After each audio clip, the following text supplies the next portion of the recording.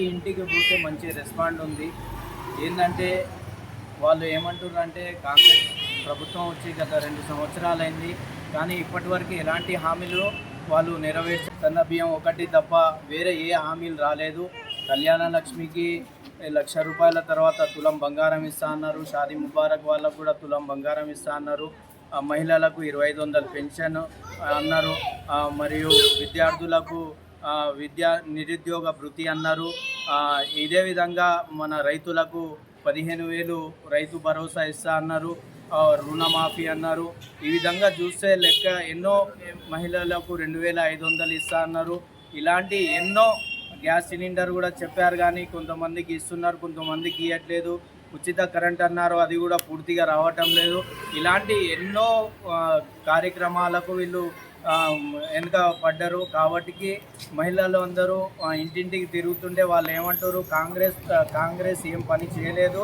TRS హయాంలో కేసీఆర్ గారు ఎలాంటి కూడా మనకు వాదన చేయకుండా కానీ అన్నీ ఇచ్చారు. కేసీఆర్ కిట్టు, కళ్యాణ లక్ష్మి, షాదీ ముబారక్, రంజాన్ పండుగ వస్తే తోఫా, క్రిస్మస్ వస్తే క్రిస్మస్ కానుక, దసరా వస్తే చీరలు, ప్రతి ఒక్కటి రైతు భరోసా, రైతు బీమా, ఇలాంటి ఎన్నో లెక్కలేని పథకాలు కేసీఆర్ గారు చేశారు.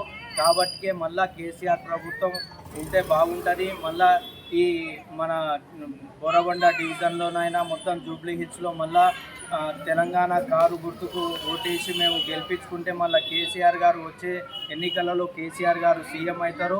కాబట్టి మేమందరం వాళ్ళకే సపోర్ట్ ఉన్నామని ఇంటింటికి తిరుగుతుంటే మంచి రెస్పాన్స్ ఇస్తున్నారు.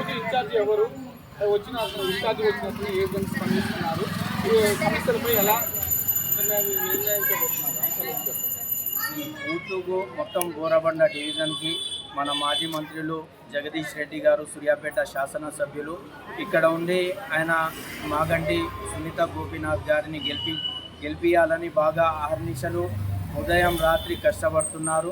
అదేవిధంగా కార్యకర్తలు కూడా బాగా కష్టపడుతున్నారు. ఈ కష్టానికి ఫలితం కూడా ప్రజలలో మంచి రెస్పాండ్ ఉంది. మొత్తం బంజారా హిల్స్లో బోరబండ డివిజన్లో అధిక మెజార్టీ వస్తుందని మేము భావిస్తున్నాము.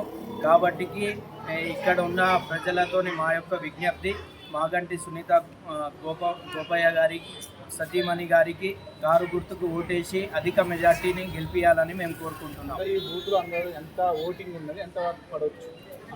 ఈ బోరబండ డివిజన్లో దాదాపు 50,000 ఓట్లు ఉండొచ్చు.